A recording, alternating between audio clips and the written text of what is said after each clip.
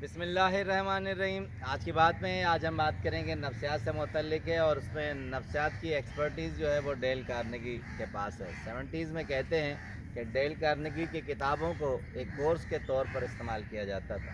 जिस किताब का आज जिक्र कर रहा हूँ वो कहते हैं कि हमारे वज़ीर आज़म जुल्फ़िकार अली भुट्टो साहब की शाहकार किताब थी, पढ़ते थे और उसे फॉलो करते थे। उन्होंने जो भी पब्लिक स्पीकिंग सीखी थी, कहते हैं कि उनसे टिप्स लिए थे। डेल कार्नेगी की किताब है the art of public speaking, यानी गुफ्तगू और तकरीर करने का फ़न। इससे पहले डेल कार्नेगी की 2 किताबें हम ख़त्म कर चुके हैं, मीठे बोल के जादू, दोस्तों में इन्फ्लुएंस किस तरह होना चाहिए, और stop worrying and start living. अब हम तीसरी किताब है, बहुत दिलचस्प है, चाहेंगे ख़ास गोशों पर हम उनसे डिस्कस करें। The art of public speaking में सबसे पहले डेल कार्नेगी एक पॉइंट कहते हैं कि जब भी आप किसी से गुफ्तगू करते हैं या पब्लिक में आप स्पीकिंग करते हैं, तो सबसे अहम और ज़रूरी और पहला नुक्ता ये होता है कि आपका हाफ़ज़ा अच्छा होना चाहिए। हाफ़ज़े की इस इस्लाह के चैप्टर में डेल कार्नेगी कहते हैं कि आम लोगों को यही शिकायत होती है कि हमारा हाफ़ज़ा कमज़ोर है, और बहुत बड़ी उससे शिकायत ये होती है, ज्यों ज्यों उम्र बढ़ती है और हमारा हाफ़ज़ा कमज़ोर होता है, लोग ये समझते हैं मगर इस चीज़ को नहीं समझते कि हाफ़ज़ा उनके साथ है, वो इस्तेमाल करने में गलती कर रहे हैं। एक कोटेशन डेल कार्नेगी अपनी किताब में दे रहे हैं कहते हैं कि कार्ल सी शोर बहुत बड़े नफ्सियातदान थे, अमेरिकन नफ्सियातदान थे। 1949 में 83 ईयर्स में उनकी डेथ है, और उनकी एक खूबसूरत कोटेशन है कि एक आम आदमी अपने हाफ़ज़े का सिर्फ 10% हिस्सा इस्तेमाल करता है। अब एक और है कोटेशन उसके साथ कि दुनिया में जितने भी लोग, मज़ाहिब को हटाकर जितने भी लोग हैं, उन्होंने अपने हिस्से का सिर्फ 10% हिस्सा अक़ल का इस्तेमाल किया है। कहते हैं दुनिया का बहुत बड़ा दिमाग जो है वो आइंस्टाइन को माना जाता है, उसने सिर्फ 2% हिस्सा ज़्यादा इस्तेमाल किया था, यानी 12% इस्तेमाल किया था, तब उसे दुनिया का बड़ा साइंसदान या हाफ़ज़े का अब्बा, बाबा, फादर कहा जाता है। अब आते हैं सीशोर की इस कोटेशन के बाद। सीशोर कहते हैं कि अब हाफ़ज़े की हद क्या होती है।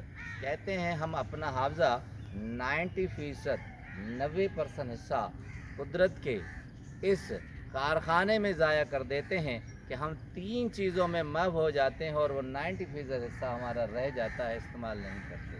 नंबर पहला तकरार, यानी दुनिया में हम तकरारों की ज़द में आकर अपना हाफ़ज़ा 90% इस्तेमाल नहीं करते। दूसरा तासुर है। तीसरा ख़यालात का तलातम यानी तूफ़ान है। जिस तरह हमारे जहन में ख़यालात चलते हैं, उससे हमारा हाफ़ज़ा जाता रहता है या इस्तेमाल नहीं होता, और हम 10% हाफ़ज़े पर महफूज ही रहते हैं। अब डेल कार्नेगी आते हैं, पब्लिक स्पीकिंग में बहुत बड़ा नाम था, अमेरिकन में सदर रहे हैं थियोडोर रूज़वेल्ट। रूज़वेल्ट कहते हैं कि इतना शानदार उनका हाफ़ज़ा था कि वो सदर में, ऐवान सदर में सैकड़ों लोगों से मिलते थे, मगर रात को जब वो डायरी लिखते थे तो एक एक शख्स का नाम लिखकर उसका ज़िक्र करते थे। अगर महीनों के बाद किसी का ज़िक्र निकले तो फ़लाँ शख्स का नाम लेकर मुखातब होते थे कि ये वो शख्स है। कहते हैं उसकी एक मिसाल है कि उन्होंने अपने कांग्रेस का सदर दफ्तर एक होटल में बनाया था। एक मरतबा मुज़ाहरा हो गया, सैकड़ों लोग होटल के बाहर, उसे टेडी कहा जाता था, कह रहे थे कि हमें टेडी से मिलना है। उस मुज़ाहरे में बहुत शिद्दत आमेज़ लोग भी शामिल थे, मगर रूज़वेल्ट कहते हैं कि उस होटल के कमरे में मज़े से एडवर्ड गिबन की किताब पढ़ रहा था, the decline of Roman empire. कहते हैं एक मरतबा वो किसी खामोश जंगल में गए, उस हिसार से बाहर लोगों का एक हुजूम था और नारे लग रहे थे, झंडे थे, मगर कहते हैं दरख्त के नीचे वो मज़े से जंगलात के ऊपर एक किताब पढ़ रहे थे और उन ख़यालात में गुम थे।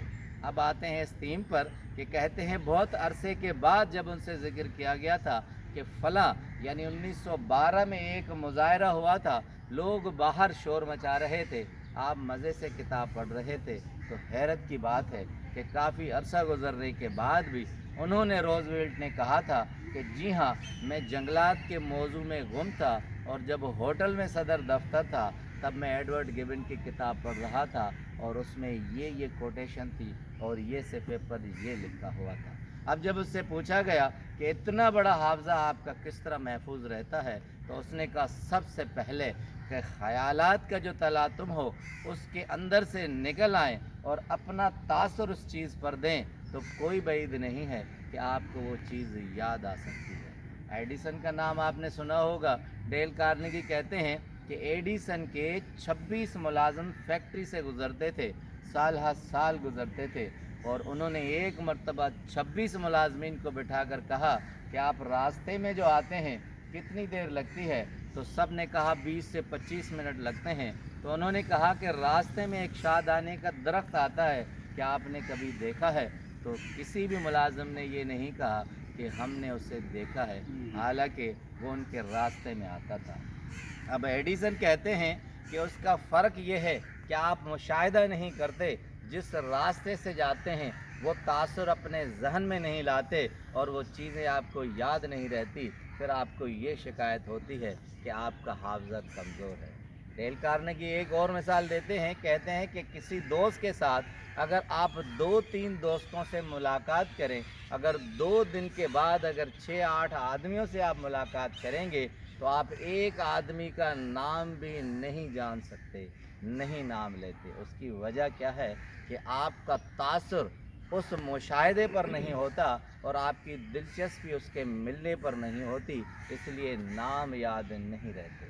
آخری یہ خوبصورت جملہ پھر اس موضوع کو کنکلیوڈ کریں گے، کہتے ہیں اگر آپ کے پاس کیمرہ ہے اور وہ دھند میں لپٹی ہوئی ہے تو تصویر نکالیں گے تو تصویر واضح نہیں آئے گی۔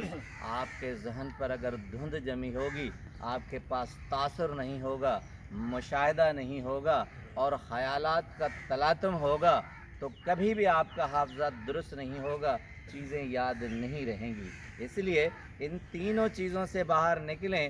اپنے حافظے کو بہتر اسی طرح کیا جاتا ہے، آپ کو نام بھی یاد رہیں گی، باتیں بھی یاد رہیں گی اور گفتگو بھی یاد رہے گی اور لوگ آپ سے متاثر بھی ہوں گے۔ آپ کا بہت بہت شکریہ۔